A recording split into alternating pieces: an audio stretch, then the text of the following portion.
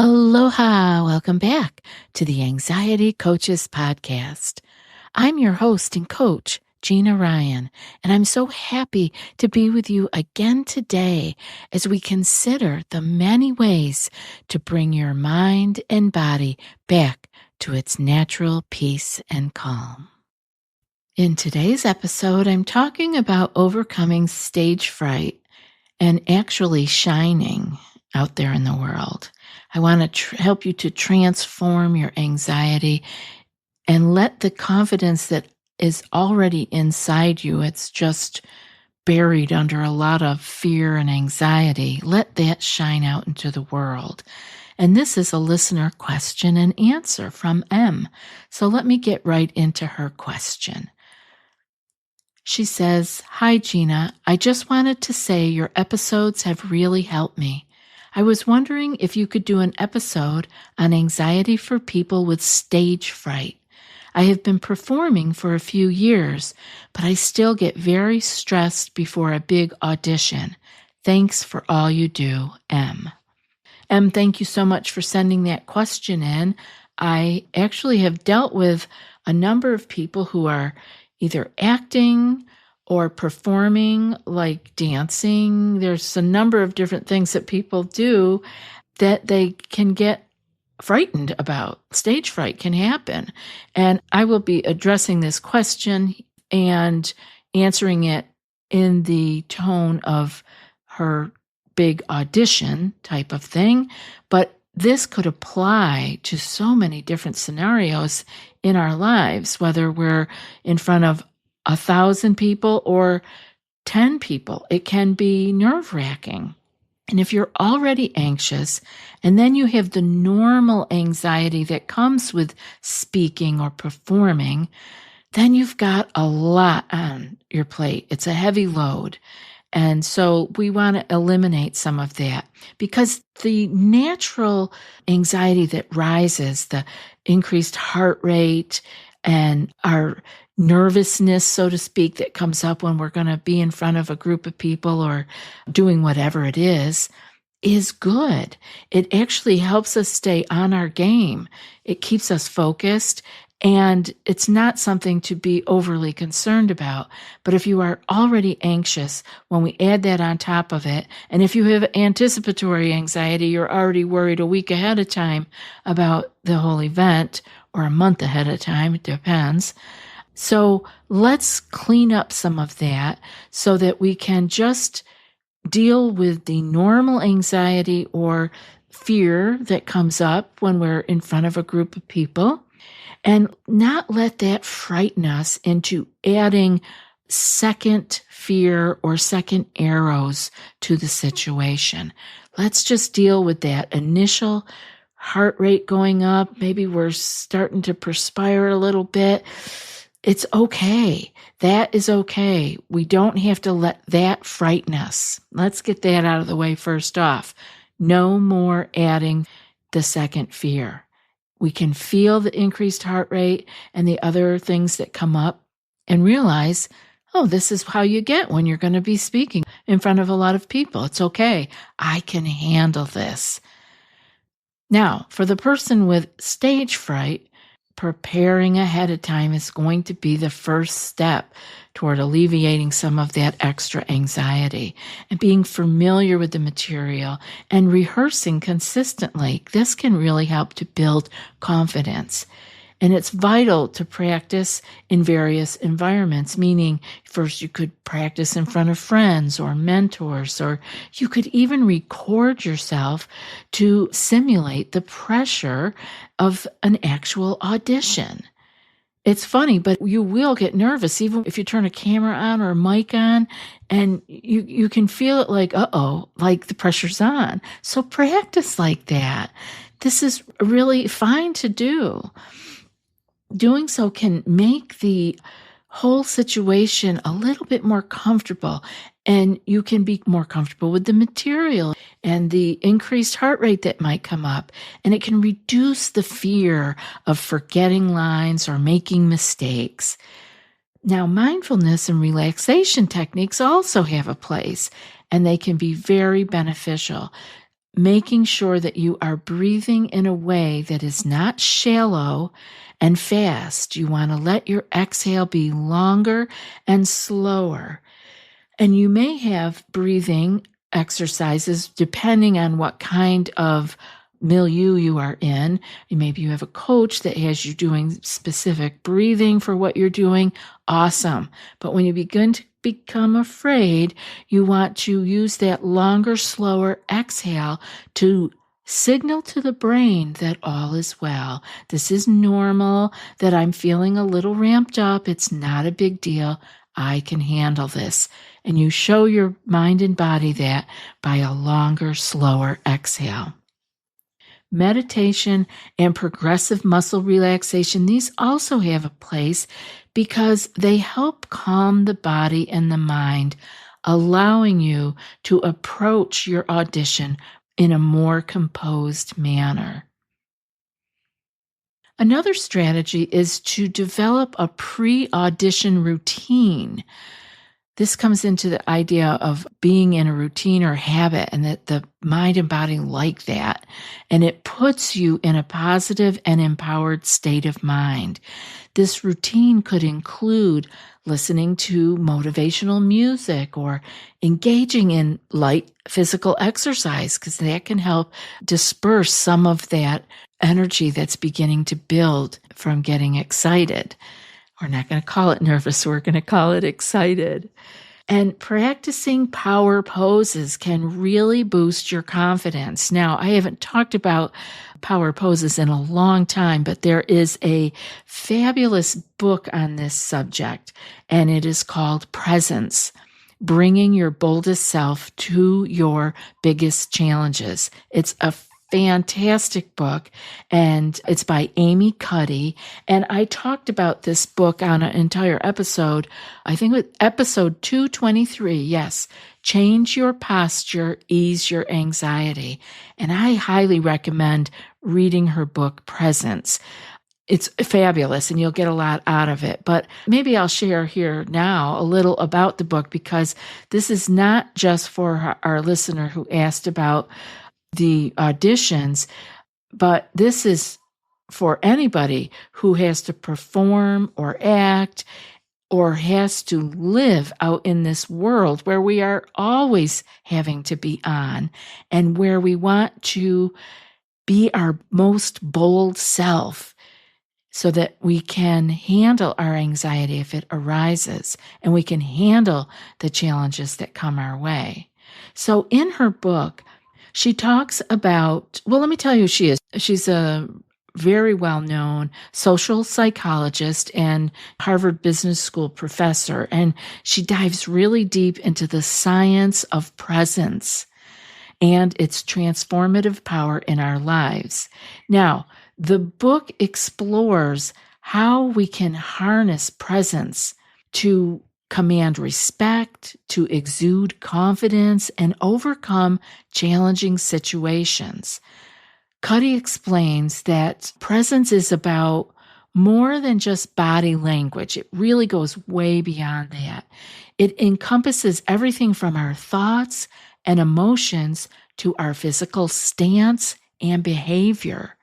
And by aligning all of these elements, she talks about how we can project our most authentic and powerful selves, especially in high-stake environments. And I would say that going for an audition, as our question today was involving, is a high-stake environment. And she introduces the concept of power posing. I love this. Adopting expansive and assertive postures to influence our body chemistry. This is not to tell the world something about ourselves or appear to be something that we're not.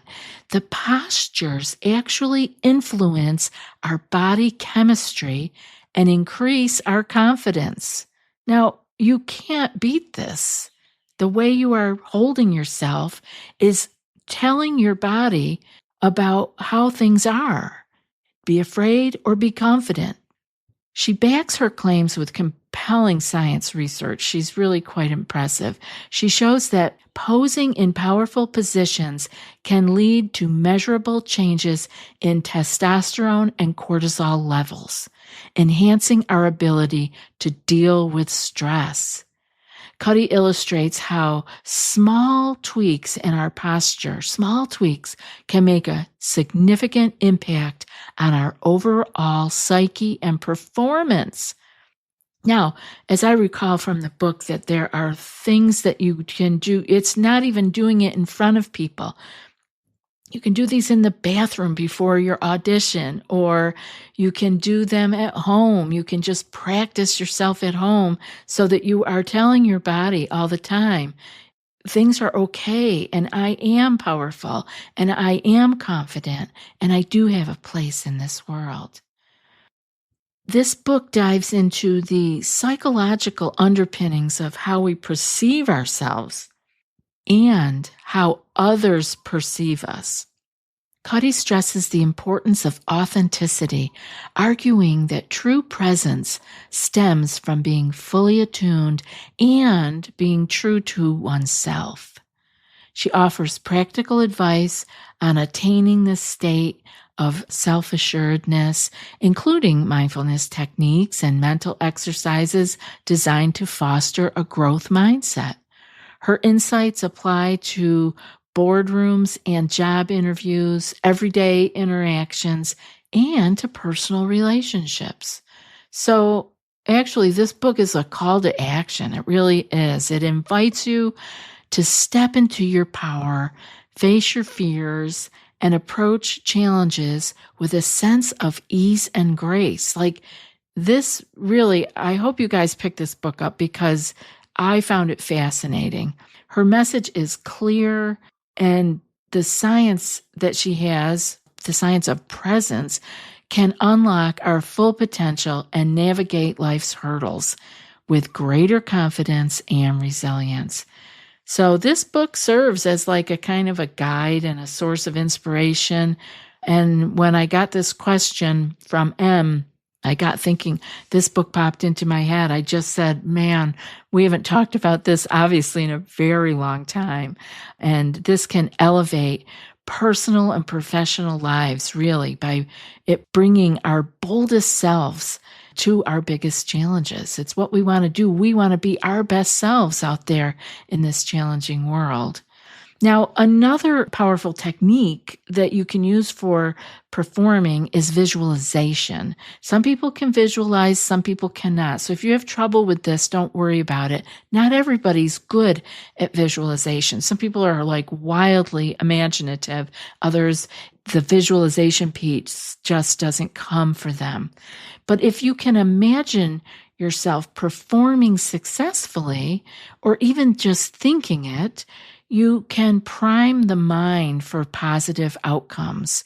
Now, when I am saying these things, I'm realizing these things are so easy. They cost nothing.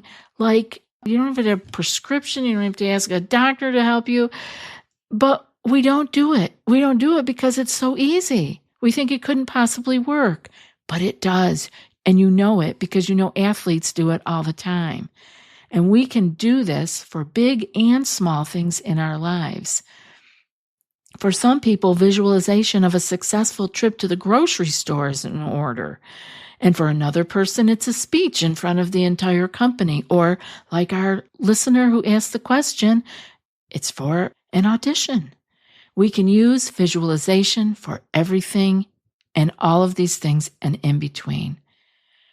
You can seek support from friends and family or a coach that can offer encouragement and a sense of solidarity, talking to people who do this, the same thing that you are going to be doing, and reducing the feelings of isolation because you feel like you're the only one that might feel this way. I'm the only one that gets excited or nervous about this. And that is only sending out more second fear. The presence of a supportive network can be immensely reassuring when stepping into the high-stakes environment of an audition. You could even join our group for that because we have people who have done these types of things in there.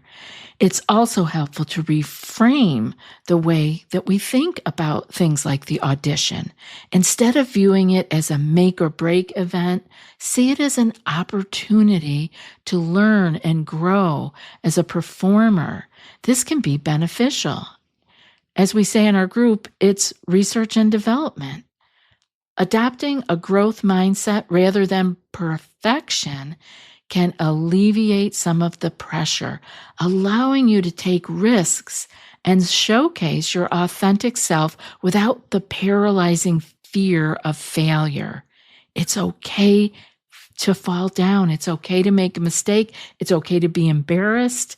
All of that. Everybody is okay with that. It's okay. You can just give yourself a break out of the perfection mold. You don't have to be perfect. And this perspective alone can shift and transform the audition experience from a daunting challenge into a valuable lesson on the journey toward becoming a more seasoned and adaptable performer. And finally, it's important to remember the role of self-care in managing this anxiety and stage fright. Now remember, if you're already anxious, you got that level of anxiety, and then you add on even just the word stage fright, it's like too big. It's huge, and that is so heavy. So take care of yourself, because if you are working your way out of anxiety, that alone is going to help you with the general anxiety that comes with performing. And we get there with our adequate rest, hydration, our nutrition. Take care of all of that as you are leading up to the audition. This can significantly affect your physical and mental state because you will know you are taking care of yourself and going to be your best self. Taking moments of rest and engaging in activities that provide joy and relaxation can help to sustain a balanced, healthy mindset. Journaling or speaking to a therapist or a coach about fears and anxieties can offer another outlet if that's the level that you need for an emotional release, promoting a more tranquil state of mind when it's time to face the audition panel. Through these collective preparations, an anxious performer can really transform their approach to auditions, and you can navigate them with greater ease and self-assurance. I hope this has been helpful for you, Em, and I know that it was helpful for me to think about this because I am not performing in front of people, but I do have times when I have to speak in front of people, and it can be nerve-wracking. And you know what? 9 years ago when I was starting to do the podcast, it was very, very nerve-wracking to just turn the mic on. And now it's not. So there we go. Practice. Practice, practice, practice. Practice makes progress. Remember that one. We're not looking for perfection. Thanks again for sending your question. And if any of you listening have a question that you would like me to address on the show, send me an email, anxietycoachespodcast@gmail.com. And now for today's quote. Do one thing every day that scares you. And that's from Eleanor Roosevelt. I'll be back in a few more days with another podcast. Until then, be well and aloha.